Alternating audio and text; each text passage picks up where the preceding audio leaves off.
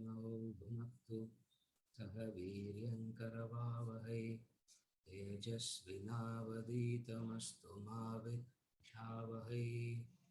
ॐ शान्ति शान्ति शान्तिः।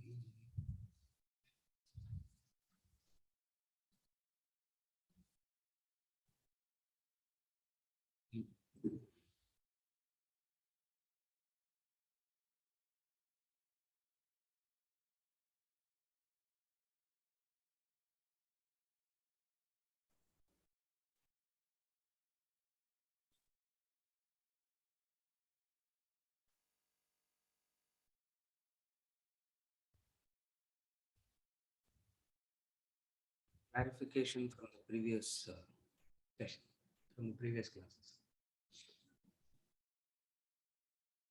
Statement made in the class. Unselfish action done with the interest of benefiting the world, the end result is limited. So the question is, in what sense the end result is limited and why it is limited? The statement says the unselfish action done with the interest of benefiting the world, the end result is limited. In what sense the end result is limited?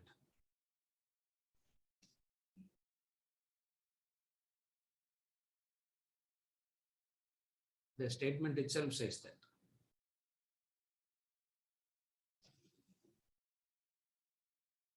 What you call as benefit of the world, the benefit reduces. A time will come where the benefit will no more be a benefit. In that sense, it is limited. In what sense the end result is limited? To put it very simply, any action that we do, are you okay with the limited result, or are you okay with the permanent result? Any action that you do, are you okay to accept the result as limited?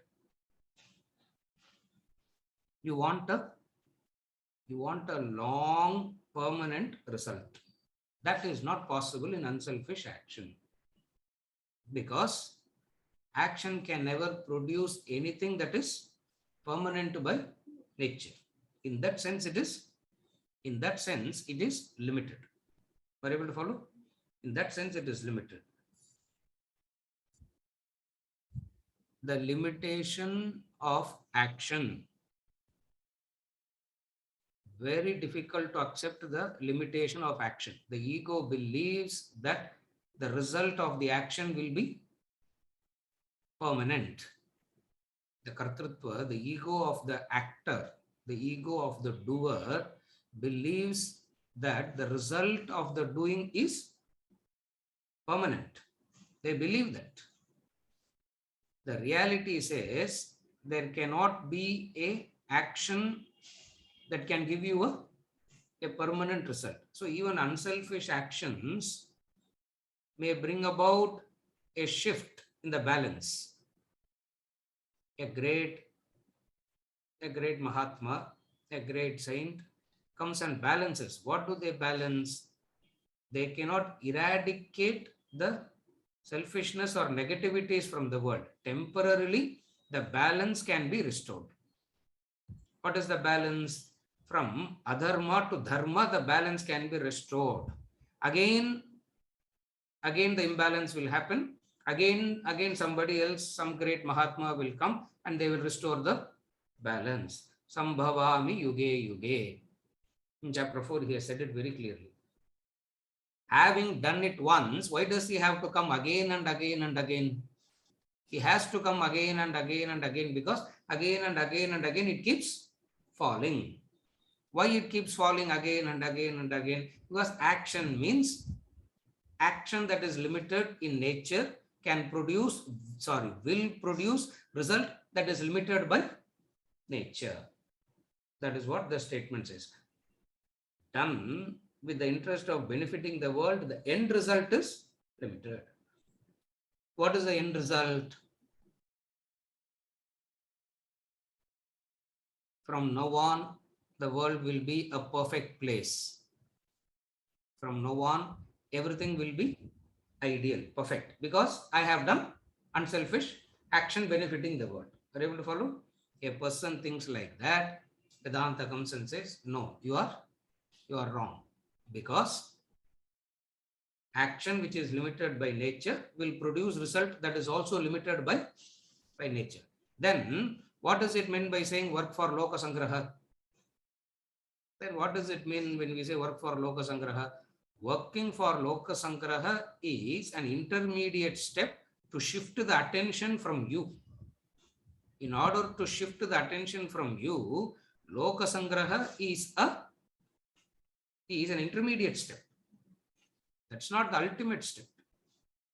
The ultimate step is recognizing the Purnatvam is the ultimate step. We are not discussing that. We are not discussing that. So when we say then what is the point of saying? Increase the goal, increase the circle of identification, have a high goal. Now, what does all this talk implies? All these practical advices as a very, very important step in the journey. What is that important step in the journey? It shifts the attention from you.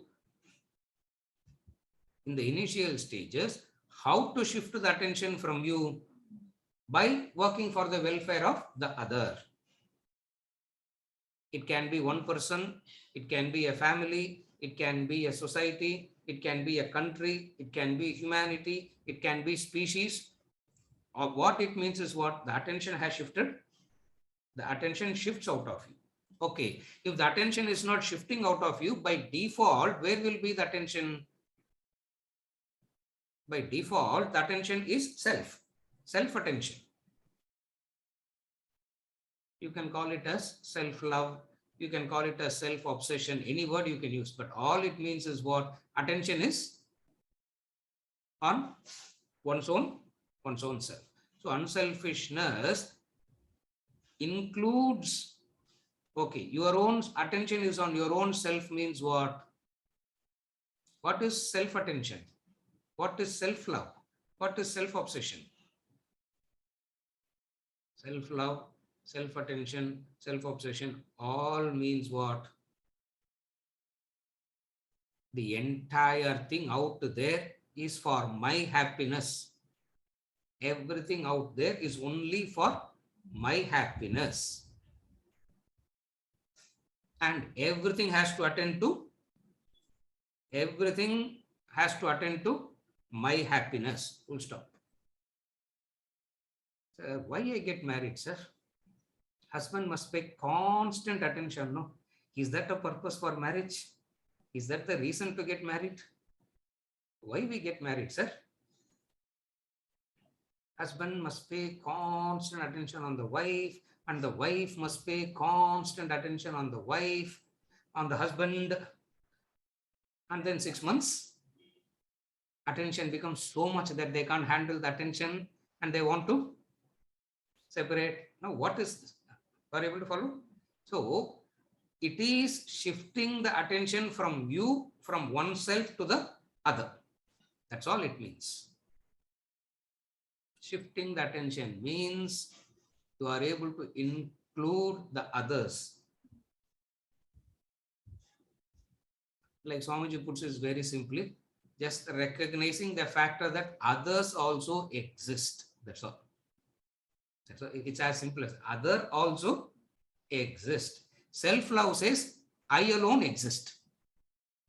Self-love says, I alone exist. Are you able to follow? Therefore, in what sense the end result is limited? It is limited in the sense it gives a temporary benefit. Limitation means temporary. Understand that. In Vedanta, limitation means it is temporary. In what sense the end result is temporary? You do goodness to the world and the world will be good. Predominantly, world will be good for a temporary period of time.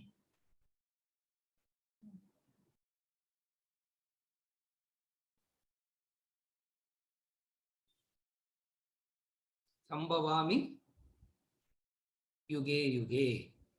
Chapter 4. Wherever there is the decline of dharma and adharma takes over, I come. That is unselfish. Restore it. Restore it. Restore it means you cannot eliminate it. Balancing it out. That's all. Balance means it is like, it's like the company like the company takeover. Yeah. 51-49. Isn't it? 51% and 49%. 51% unselfishness, 49% selfishness. Predominantly, who's the owner there? It's a simple percentage calculation. That's all. It's a very simple. Otherwise, it will be.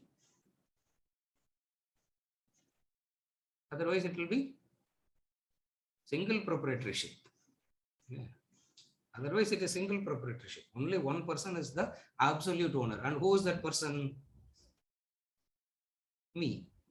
That's all. And who is that person? Me. Are you able to follow? That's what I said. Unselfish action is good. But in the context of thesis on God and everything, when we talk about karma yoga, we talk about unselfish action as though it is the highest. In the context of thesis on God, we expose the limitation of that also. Because you got to understand it in the context of the text. Are you able to follow? When we talk about karma yoga, we will talk about it as though it is the ultimate, extraordinary, which is true, because at that level, it is ultimate, it is extraordinary. Now we are discussing thesis on God, Maya, Mithya. Now we are going to study the supreme reality, Purnamada, Purnamidam, etc. When the discussion is taken to that height, we understand the limitation of the lower one. Are you able to follow? That's what it says. In what sense it is? That's why it is limited. Limitation means it cannot produce a permanent result. That's all it means. Always remember this. Limitation means it cannot give you a permanent result. Why? Action being limited by nature, anything limited can give only limited. Anything limited cannot give something that is permanent. Unlimited. Unlimited means permanent in this context. Are you able to follow? Therefore, in that sense, it is limited. Always remember this. Very difficult to accept the limitation of the action for the doer. When others are, when the other does it, it's very easy for you to accept the limitation. When you are the doer, you cannot accept the limitation because you believe that since you are the doer, the result must be complete, permanent. Are you able to follow? That is answering the first clarification. The second clarification that she is asking is, elaborate the three types of doshas. Atrupti, Mishram, and Bandham. Three words. Elaborate. I don't know. In some context, action has these three doshas. Again, it is in relation to action only. Atrupti means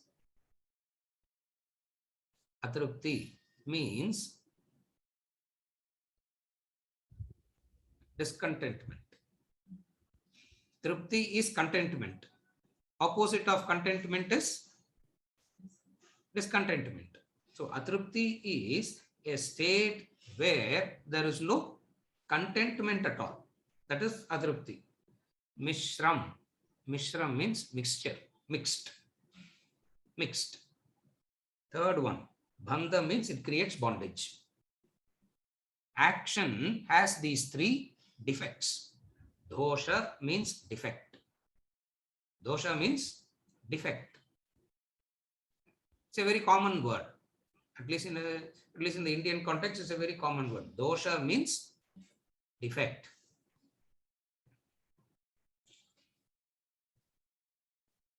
Nowadays, we use the word dosha only in relation to horoscope. No? Otherwise, we don't even use the word dosha. Dosha used only in the context of horoscope. Otherwise, it's not about horoscope dosha. Dosha, action, dosha means defect. Action has these three defects. What is the first one? Discontentment. What is the discontentment? What is the discontentment? The very doing springs from a discontentment. Human beings do not know how to act out of contentment. All actions, the springboard of action is a discontentment. That is why wherever we talk about contentment, whenever Vedanta talks about contentment, the objection to that contentment that comes from the people is what? Wherever we talk about contentment, objection. What is objection to the idea of contentment? Then how we will grow, sir? Because we understand contentment means action stops. Are you able to follow? Sir, if I am fully contented, then how will I grow? What will drive the growth? That is why when we introduce Vedanta, in the introduction to Vedanta, the fourth point that is always given is growth through contentment.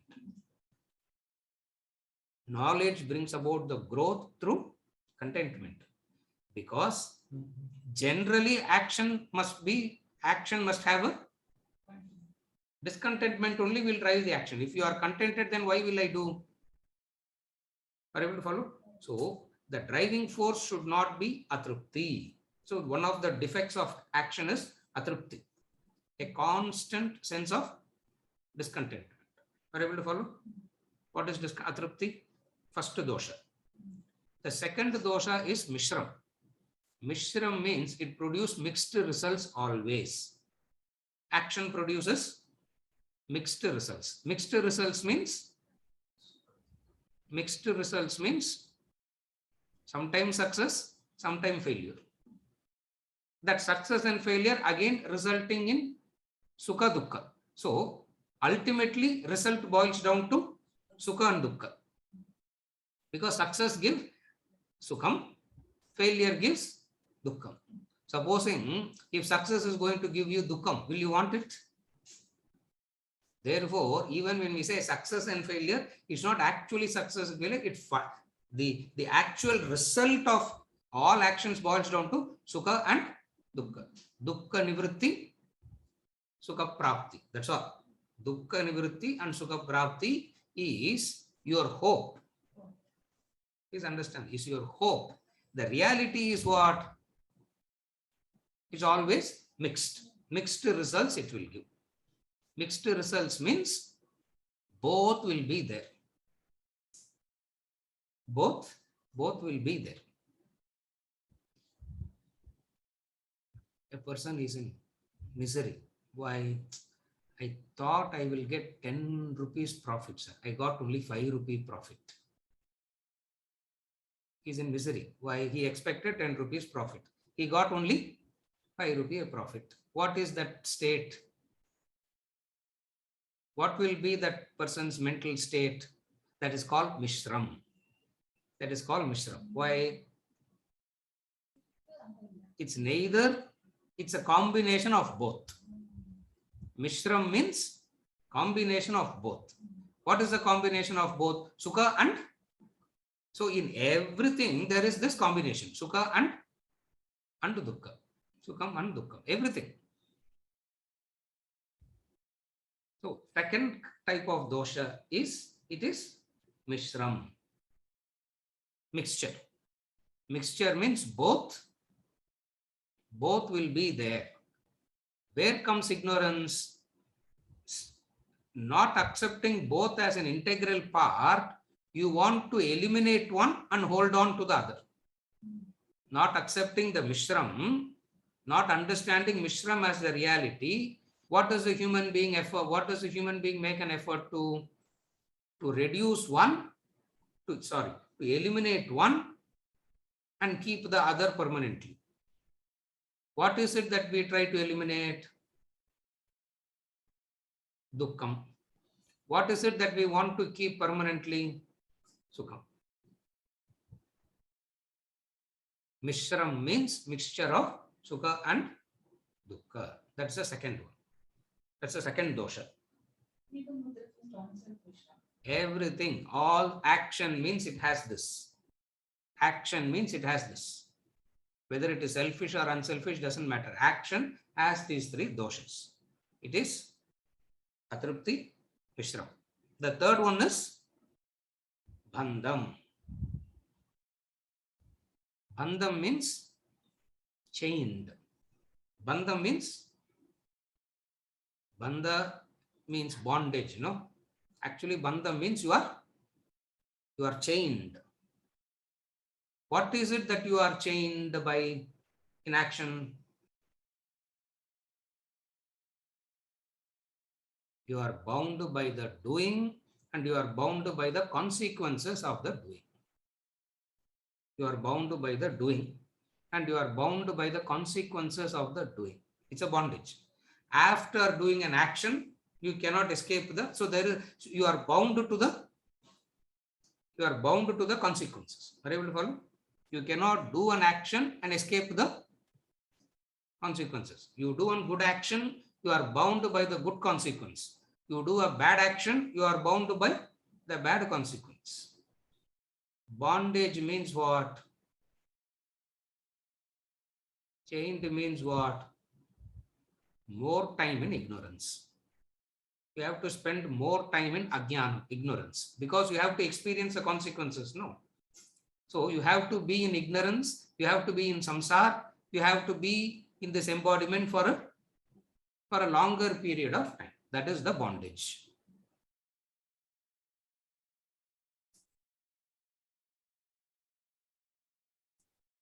What should I do for moksha, sir?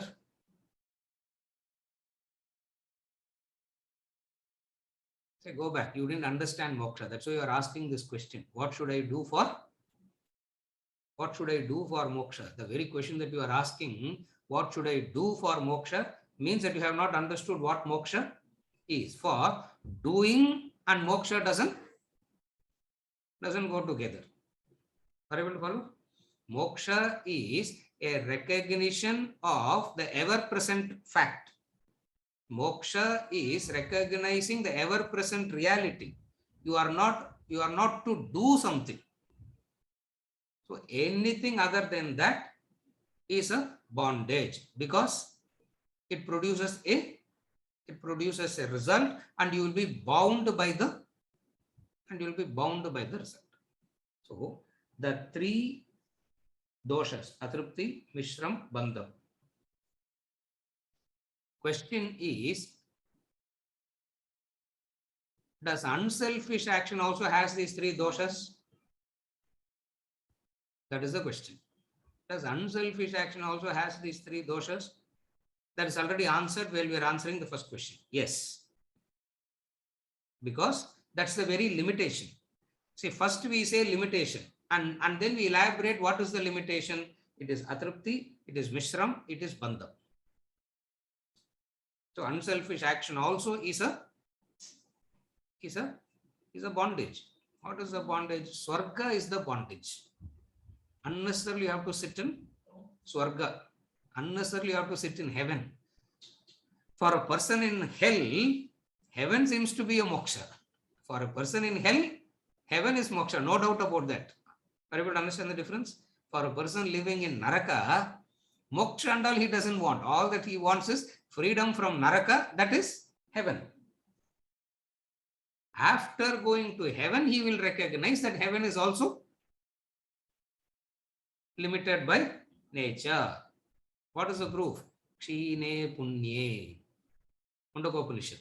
Kshine punye. When the merit starts, kshinam. Kshinam means, see, each and every day, one day you spent in heaven, that much of punyam is reduced. That much of punyam is reduced. You know that you have to get back. Are you able to follow? So what is the bondage in unselfishness? The consequences are the consequence of punya is the bondage. What is mixture in unselfishness?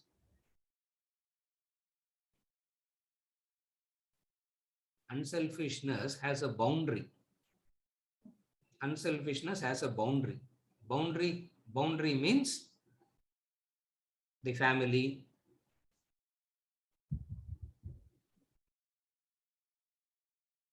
And we have to be very clear in defining what family is. Sir. Husband and wife, we are living together as a family, sir. Okay, because the definition of the family today is when husband and wife live together, it is a family. Then what about children? Joint family. Father, husband, wife, and 2 children living together in the same house. Ram Subramaniam. It's called joint family. Brothers, sisters, Allah, they don't exist in the first place. So, what is unselfishness? You have a circle. Circle means a boundary. Boundary implies 2 attitudes. One attitude towards those inside the boundary, another attitude towards those outside the boundary. Are you able to follow? Boundary means what? Some inside and some outside. So, and then because of that some inside and some outside, you will have two attitudes towards those 2. Swajanam Krishna, chapter 1, Arjuna. My people know they are bad people, but since they are mine, leave them. Swajanam Krishna, he says. Look at the word Swajana. Swajana means my own people. Since they are my own people, why not forgive them? One attitude for that within the circle. Outside the circle, what happens? What is the attitude outside the circle?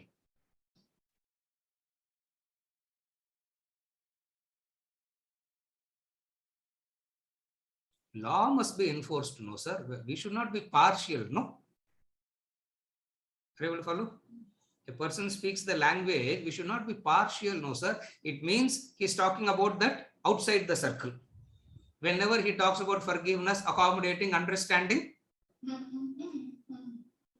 he's talking about inside that is Mishram. That is the Mishram, mixture. What is the mixture? This is the mixture. 2 attitudes, one inside the circle and one outside the circle. And there will be a conflict between the 2. Mishram. When you go on increasing it, you should reach a state of Purnam. That we will discuss later. Don't worry about that now. In unselfishness, it is Mishram. Are you able to understand what is the Mishram in unselfishness? Right. Atrupti. What is the atrupti of unselfishness? You want everybody around you. You have taken a responsibility of the happiness and welfare of others around you as yours. And that will give you atrupti. Why? Why that will give you atrupti? The welfare of others, if you take the welfare of others as your responsibility, and you see the others and you see the other not in welfare. Okay, the mother assumes the welfare of her children is her responsibility. If the mother assumes that as though their welfare is her responsibility, that mother will be in atrupti, agony. Why? Why the mother will be in atrupti? Why that mother will go through agony? Why that parent will go through agony, atrupti? Because the welfare of the children is not happening. What is the welfare of the children?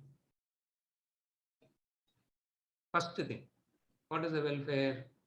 They should not fall sick at all. And they keep falling sick. They should not fail at all. And they keep failing. Third, at least they should not die.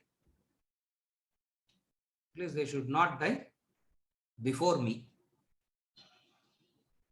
and none of this is under the control of that person. Therefore, there is the no doubt she is wishing the welfare of the children, but that person wishing the welfare will be in atripti. Why? Because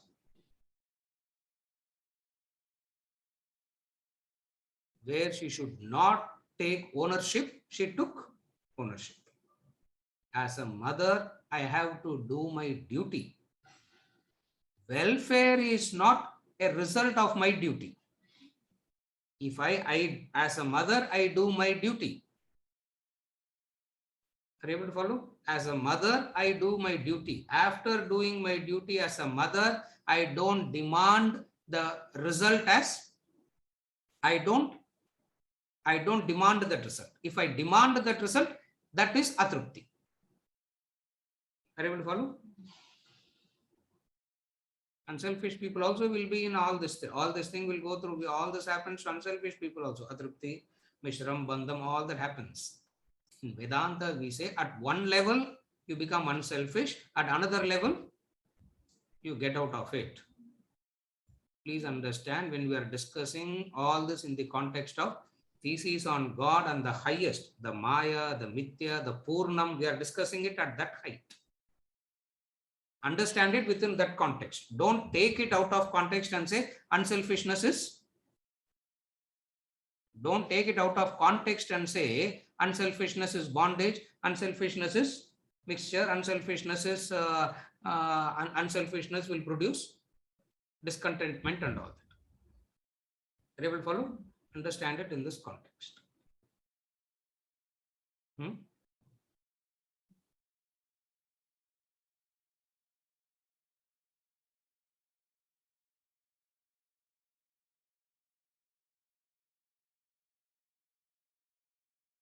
What is spoken at a higher level should be understood within the context of that level. It should not be understood at a different levels. So this is spoken in the context of the highest. When we talk about karma yoga, yajna karma, what we will talk about? Loka sangrahamevapi, at least work, at least do action, keeping in mind the welfare of the loka. Doing that will produce a mental maturity. That mental maturity is required to understand mithya. You cannot straight away come to understand mithya. You have to go through that process. You have to go through the process of working for the welfare of the world. And when you do work for the welfare of the world, it gives you a mental maturity, what is called a sadhana chatushtaya. We have seen that in Atma Bodha already. It will give you a mental maturity, and that maturity is required to understand Maya, Mithya. Without that mental maturity, you try to understand all this, you will neither understand Maya nor you will do unselfish action. Are you able to follow? Neither you will understand Maya nor you will do unselfish action. It means what? You have misunderstood the knowledge so completely. It means you have misunderstood the knowledge completely. You didn't understand it rightly at all. You means anybody. Are you able to follow? Therefore, work, loka sangraha is a very important step at one level. At another level, it is not necessary. Are you okay? This is answering the clarification.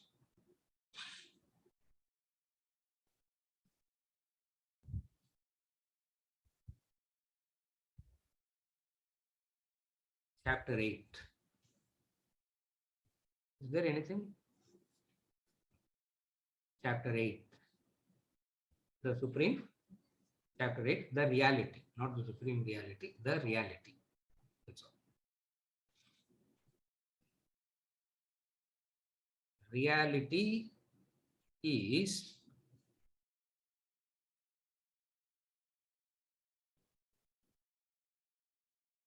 Reality means infinite. Reality is that which is ever present, and that ever present, infinite reality is consciousness. That's why we are going to study this. It is infinite. It is reality that persists. It will be concluded by consciousness is that. The Sanskrit word for reality is, don't say Satyam, it is Brahman. It is Brahman.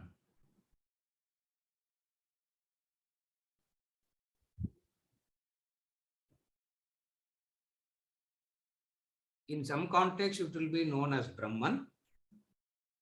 In some context, it will be known as Satyam Jnanam Anantam Brahma. In some context, it will be discussed as Prajnanam Brahma. Consciousness is Brahman. So, at one level, it will be discussed as consciousness is Brahman.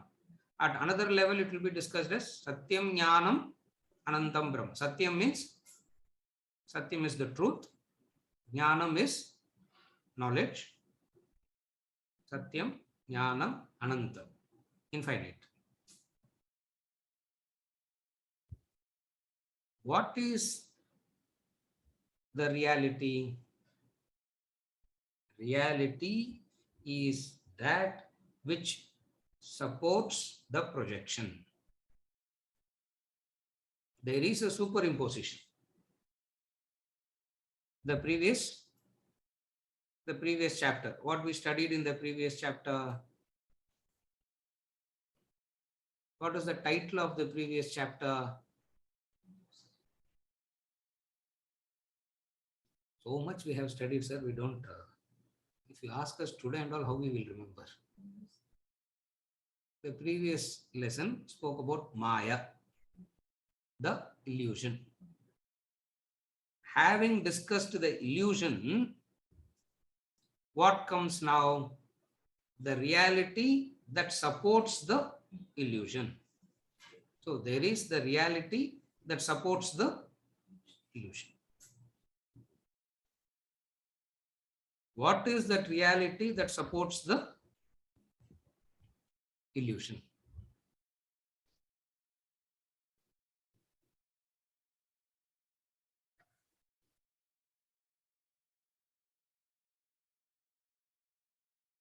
We will discuss it in the context of the infinite nature. The second topic is reality that persists. The third topic, and then the text concludes, is the consciousness. The consciousness. Our thesis on God is over.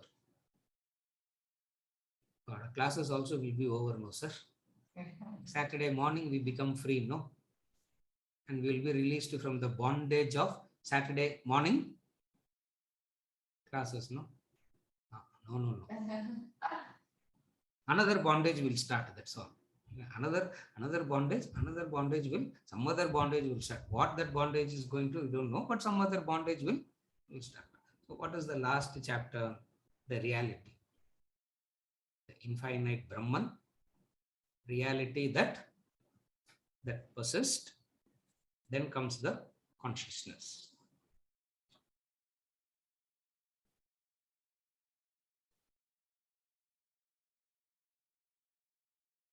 The whole book is about God.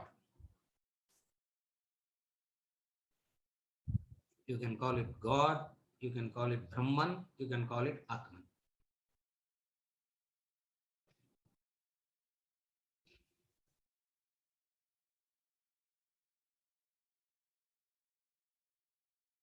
It's about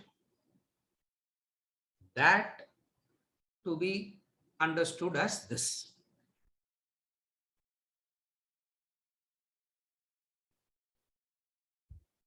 That means God somewhere. This means You, I. The whole book is to understand what? That is this. That is this.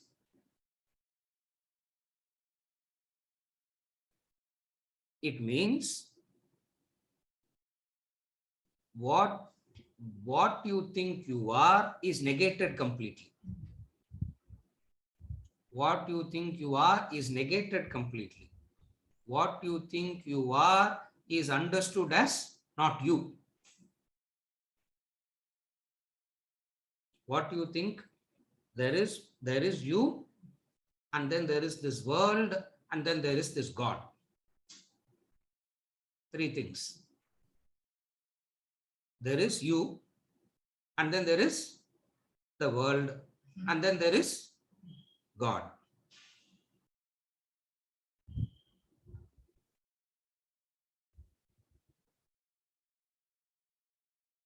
So the third entity is very vague, but at least the first two is very clear. The third entity is very vague. What is the third entity? God. Because God, sir, whatever it is, God is faith only, no, sir.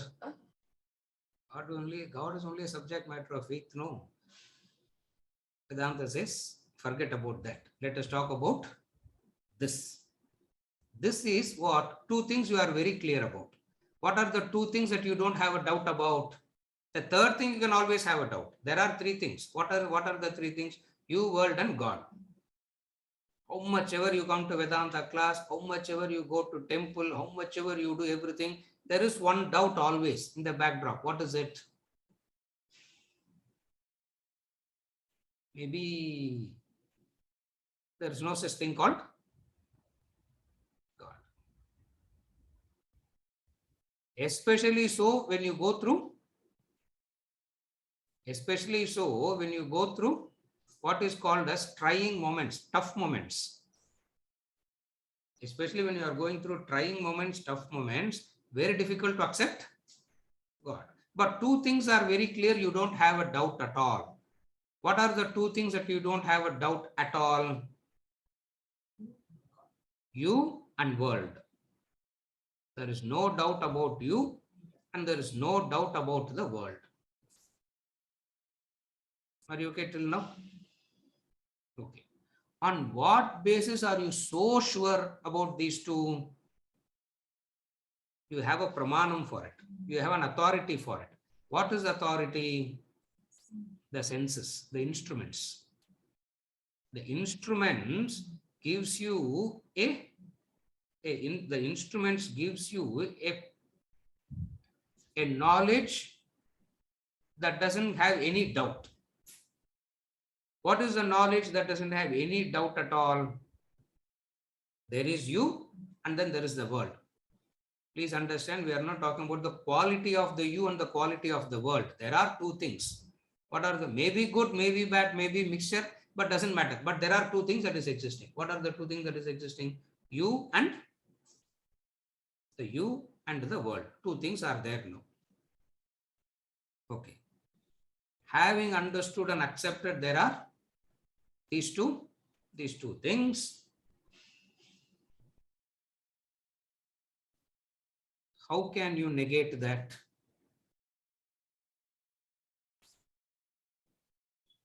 With the eyes, you cannot negate what you see.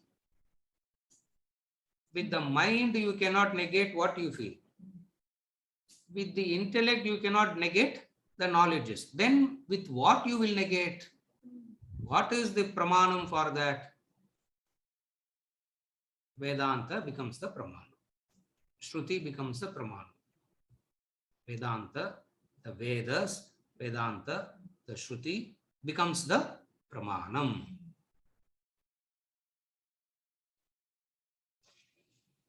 The third entity called God is told to you by whom?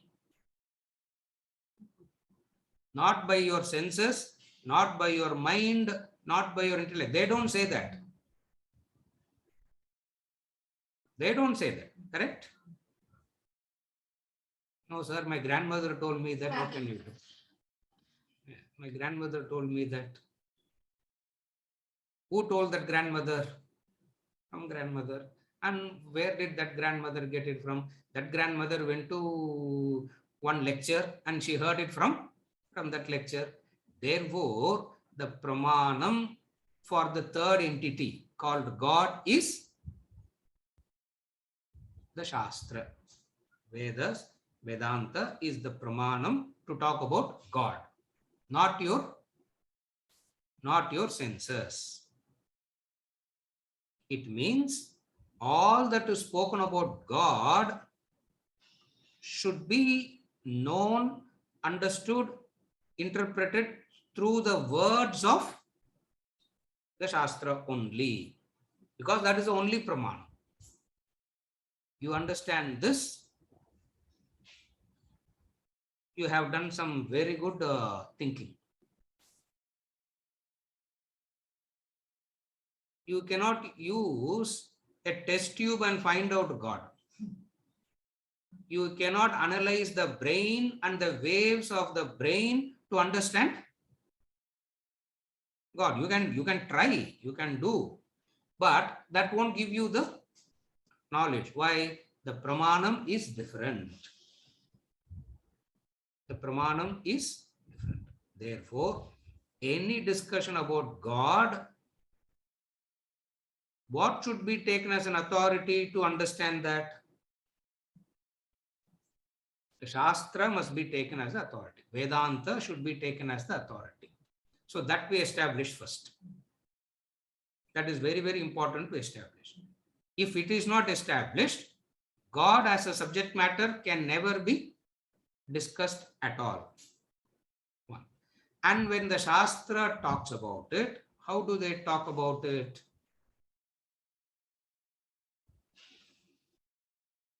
How do they talk about it? They don't talk from God, they start from you and the world. Where do they start? They don't start from God and come to you.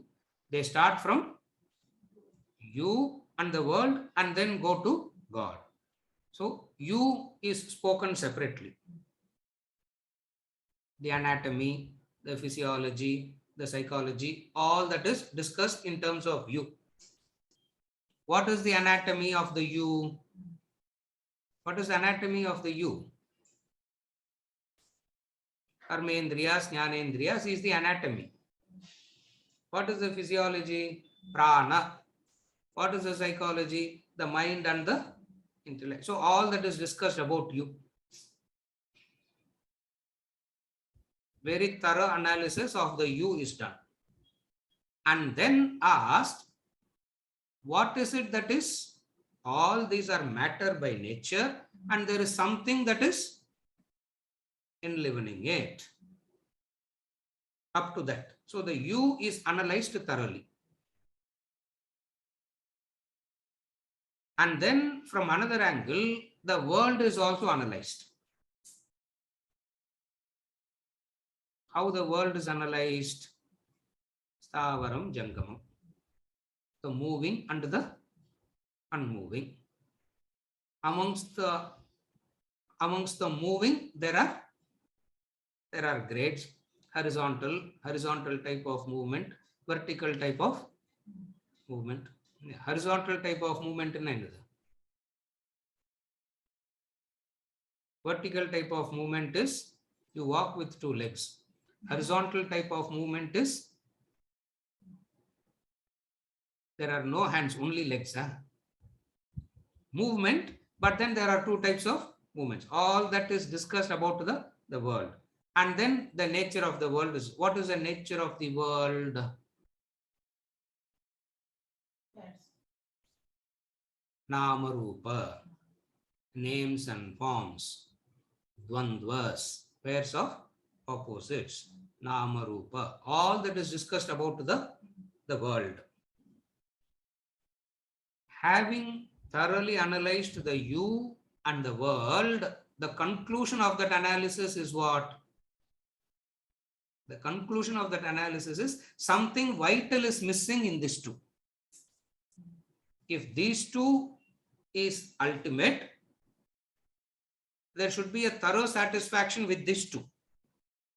Having studied these two in detail, still they found out something is missing. What is that something that is missing? Some word they give it, some name they gave it, and went through the process of study and analysis of that. And finally, they gave some words to describe that. Actually, they don't say description, they say indication. And they give some indication.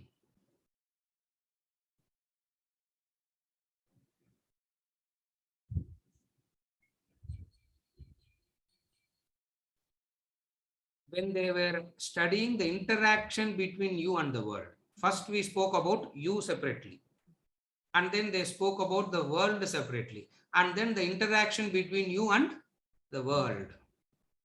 And the interaction between you and the world should be governed by some laws, some principles. Those law, the law that should govern your interaction with the world, they call it as dharma. There is a law that governs the interaction between you and the world. What is the law? That laws in plural, LAWS. Those laws in one word. In Sanskrit, it's called dharma. So they studied a lot about the dharma that should govern the interaction. And then they came and said, this dharma is very unique to a human being only, because all other species by default are dharmic. All other species by default they are dharmic. Dharmic in the sense they don't cross the boundary, isn't it? Why they don't cross the boundary? Because they just don't think. Since they don't think, they don't cross the boundary. When one species started thinking, they started crossing the boundary. That species that started thinking is called, what is the species that's called that started thinking? Shankar, Kolattur. Ungalku enna peru? B. Shankar. Avarku peru adu. Bala Subramaniam, Rama Subramaniam, Evlo Subramaniam idu? Subramaniam. Yeah. Sada Subramaniam. Yeah. Rama Subramaniam, Sada, special Sada, and the Marla. Yeah. Bala Subramaniam. That species that started thinking, because they started to think, what they did, they cross the tendency will be to cross the boundary, and they brought us back. That framework is called dharma. So they talk about you, they talk about world, they talk about dharma, the law that should govern the interaction. What more you need to live life? You don't need anything more than that, isn't it? Having done such an extraordinary penetrating work, they still understood something vital is missing. Something vital is missing. And that vital thing that is missing is, they gave it a name, God, and they explored that, and then they came to a conclusion. What is the conclusion they came to? It is infinite. It is reality that persists. It is consciousness. Having thoroughly understood the subject, you, the object, and then the principles that govern the interaction between the two, having understood all this, having thought about all this, a few understood something vital is missing. It means what? If you have to come to that point, what you need to understand first? First understand the anatomy, physiology, psychology of the you, and then understand the nature of the world. And the third thing that you have to understand is the interaction. How the you should relate to the world. Here starts the human being lesson.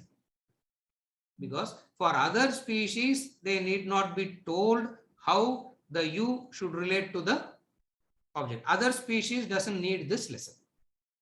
So first lesson that a human being needs is what? How to relate to the, how the interaction between you and the world should happen. Extraordinary thinkers, extraordinary great men brought about extraordinary work.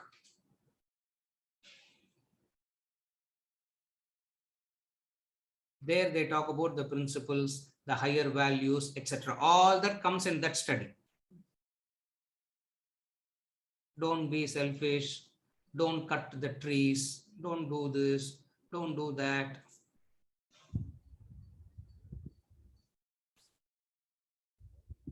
And anytime they say, don't do this, don't do that, the thinking part of you will rebel against it naturally. The thinking part of you will rebel against it naturally. What is the rebellion? Do means you will not do. Don't do means you will do. That's rebellion. What is rebellion means? Do this, it will not be done. Don't do this, it will be done. Again, investigation happened. Why only these species are like that? Why only one small minority of species are like that, while the rest are all behaving very differently? They studied all that. Then they came out with the law.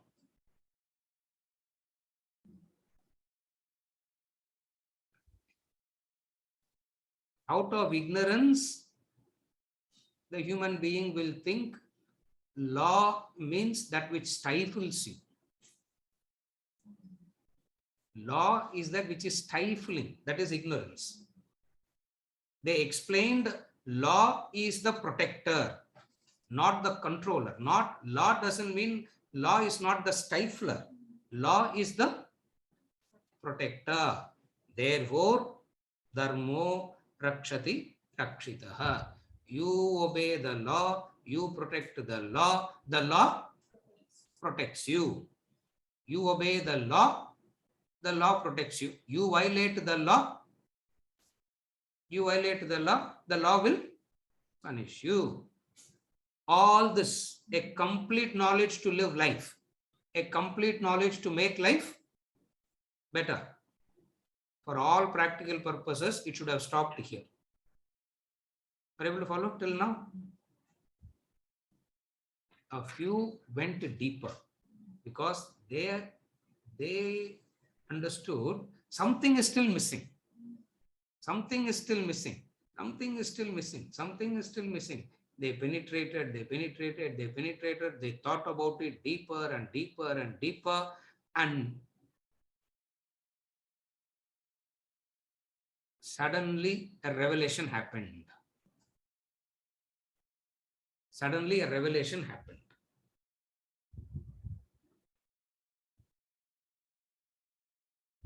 Penny dropped. Manogar, our penny drop achu. Yeah. He's the only man, he's the only person to have told penny dropped.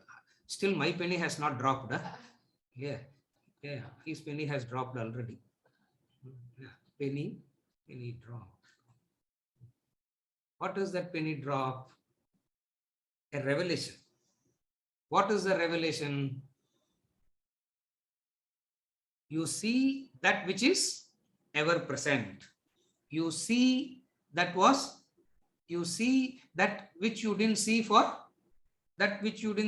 so long. Something that is so elusive, something that is so missing, suddenly it reveals to you.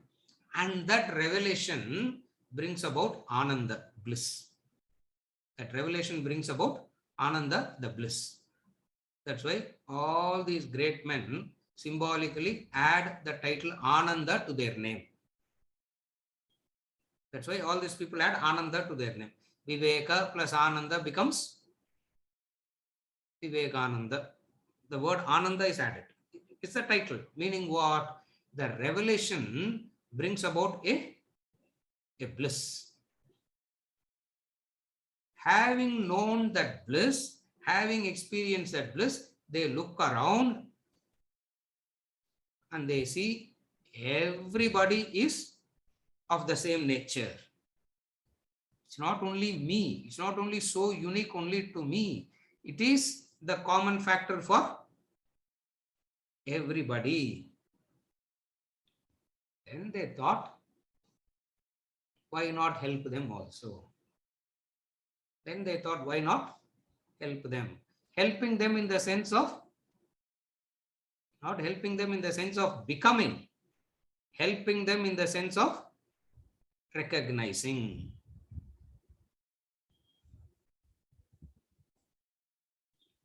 In the 15-20 minutes, we spoke about the entire plan of the Shastras from anatomy to ultimate. Edit பண்ணி தனியா எடுத்து போட்றாதீங்க அதெல்லாம் இல்லையா? So beautiful, this portion is so good, sir. Anshu, don't do all that. Yeah, after she came only all the problems started.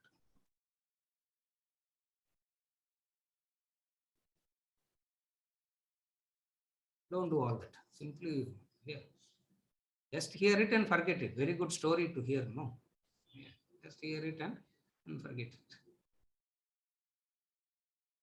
That revelation brings about a bliss. That revelation brings about a bliss. That's why it's called the revealed text.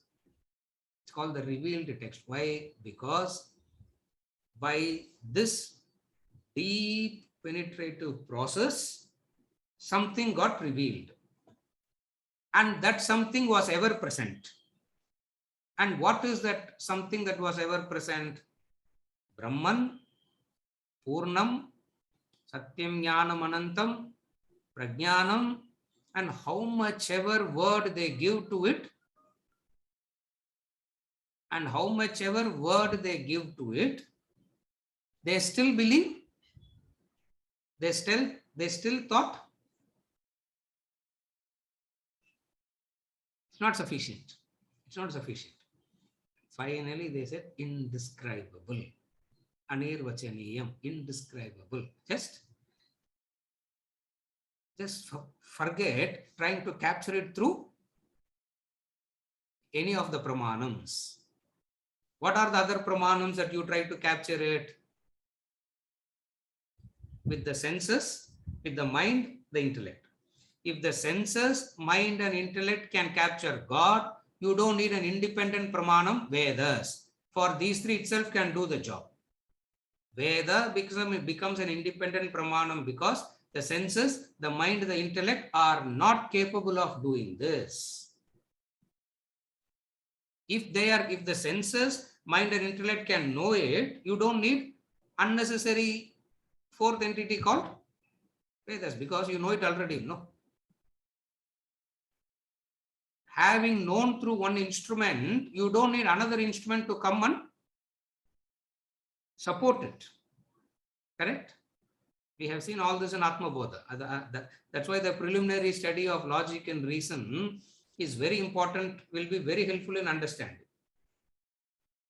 What the eyes reveals to you, other instrument need not corroborate it, no? Because it's a complete knowledge. Through eyes, you see color and form. You don't need other senses to corroborate color and form. Correct. Ears agreeing to the eyes. Does it have any meaning? Ears agreeing to the eyes has no meaning. Ears disagreeing to the eyes also has no meaning. Why? Because the field of operation itself is different. Since the field of operation itself is so different, you don't. One cannot prove or disprove the knowledge. So when it comes to God, Brahman, when it comes to God, when it comes to Brahman, when it comes to Vedanta, what becomes the ultimate? Vedanta becomes the ultimate. Vedanta is that which becomes the ultimate, and they are the only authority to talk about this. Again, the problem we will have is, why are you so fanatic, sir? Why are you so fanatic about Vedanta? It's not fanaticism, it is recognizing.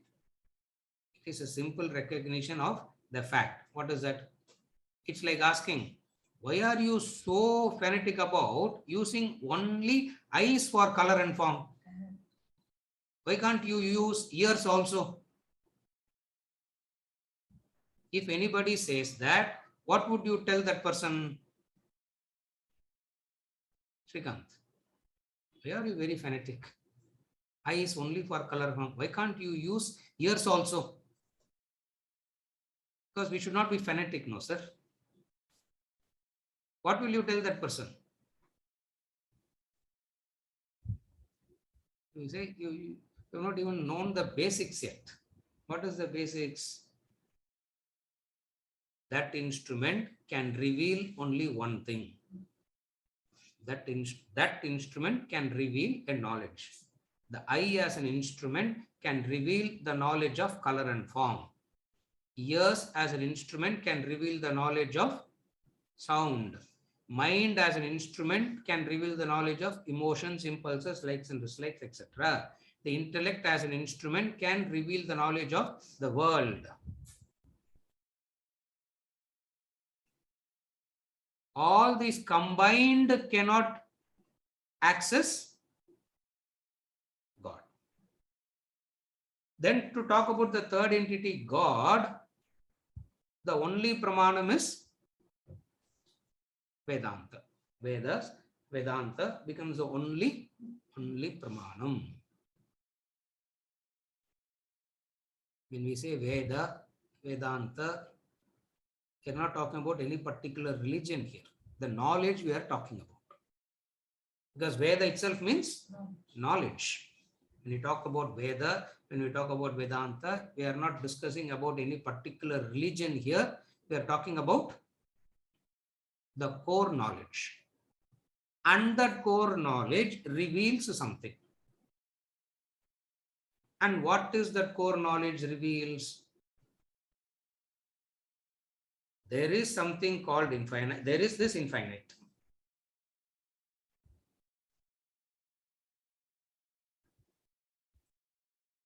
There is that infinite. What is you? What is world?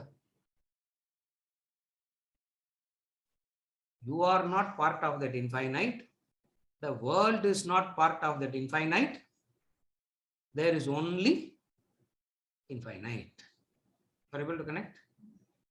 Purnamada, Purnamidam, Purnat, Purnamudachyate, Purnasya, Purnamadhaya, Purnameva Vasishyate. We are going to discuss this next week, not today. Today. Next week only we will take it up. But what is very important to understand here? That is infinite. Then what is you and world? What is the connection of the you and the world to the third entity? God, the infinite. There is no relationship and all. There is no relationship. You are that. Relationship means you are different, that is different. Then only relationship is possible between two different entities. Idadu purida? Relationship is possible only between two different entities. Duality only can bring about relationship. Here they say there is no relationship. For you, world, God, all are There is only one thing. And that one thing is Purnam, Satyam, Jnanam, Anantam. That one is Prajnanam, words. And then they finally say these are also words, and what you know through these words is not actually what it is. Because these are all words, and these words gives you some, understanding of what it is. Understand what you learn through these words, and what you understand through these words is not actually what it is. Then what is that? Ultimately, anirvachaniyam. That cannot be discussed about, because all discussion pertains to the instruments. All discussion pertains to the instruments of body, the mind, the intellect. Therefore, the Vedas conclude by saying the supreme reality is that which cannot be perceived. The supreme reality is that which cannot be felt. The supreme reality is that which cannot be understood. Because all these instruments have specific functions, and the reality doesn't fit under the function of these instruments. Therefore, when the identification with the instruments stops, when the identification with the instruments you let go of, something will be revealed. What is that something? That's a classic Vedantic statement. Tattvamasi Shvetaketu. Tattvamasi Shvetaketu. You are that. Next week we will discuss this Purnamada Purnamidam also. See, even this Purnamada Purnamidam also, this and that only. Why can't they clearly say what do they mean by this? And why can't they clearly say what do they mean by that? Sir. So the problem with our Indians is we are not clear at all. We really don't know anything. That's why we say this and that. Why can't you say straight away, this means this, that means that? Why can't you define it clearly? It's not poetry. It is poetry. And much deeper than poetry also.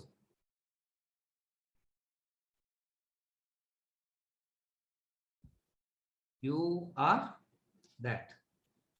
Here that we are going to study the Isavasya invocatory prayer. Purnam Adaha Purnam Idam.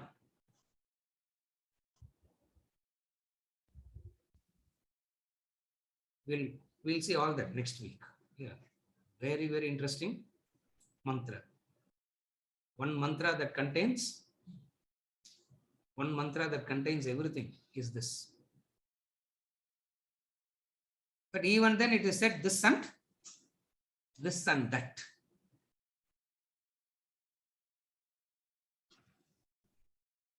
That language is spoken because it is indescribable. When we say indescribable, it is not that it is not describable. Right now you don't have an instrument to do. The instruments that you have now is not capable of knowing that. In that sense, it is indescribable. It's not that it is not describable. The instruments through which you can know is not qualified. In that sense, it is indescribable. Last example, and we conclude.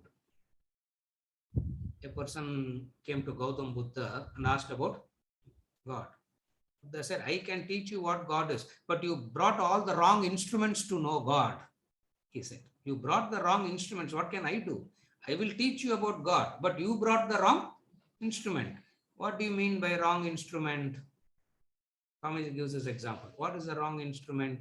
Burning charcoal, you want to carry it on a tissue paper. You want to carry the burning charcoal on a tissue paper. What will happen? The instrument is, it's not that the subject matter cannot be taught. First, you have to recognize that you should not be using the wrong instrument.